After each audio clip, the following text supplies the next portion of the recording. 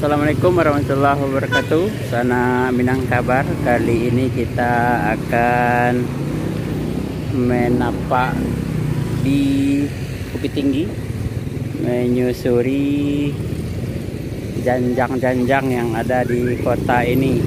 Salah satunya adalah Janjang Inyak Syekh Bantam. Janjang Inyak Syekh Bantam ini dijelaskan dalam prasasti yang ditulis oleh pemerintah Kota Bukit Tinggi bahwa Janjang Syekh Bantam berkait erat dengan Surau Inyak Syekh Bantam yang berada di kiri jembatan, kemudian berlokasi di daerah Pasar Bawah.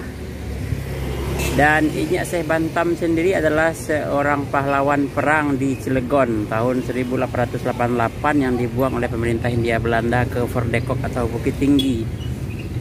Kemudian di sini beliau meneruskan perjuangan melawan Belanda dan juga sibuk mengajarkan ilmu agama Islam kepada masyarakat Bukit Tinggi.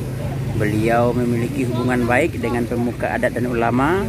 Kemudian beliau juga mendapat tanah atas kebaikan ilmu yang beliau bagikan kepada masyarakat, dan disitulah beliau membangun Surau Syekh Bantam. Kemudian di masa Westeneng, pemerintah Hindia Belanda membangun sebuah jembatan di bagian kanan surau, dan inilah janjang yang akan kita tapaki, Janjang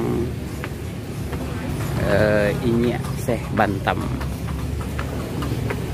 Dengan telah melakukan beberapa kali renovasi, akhirnya beginilah kondisi janjang ini ya.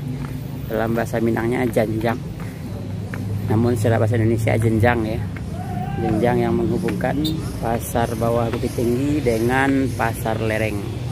Dari Janjang Syekh Bantam, kami Minang Kabar, berbagi kabar Rana Minang.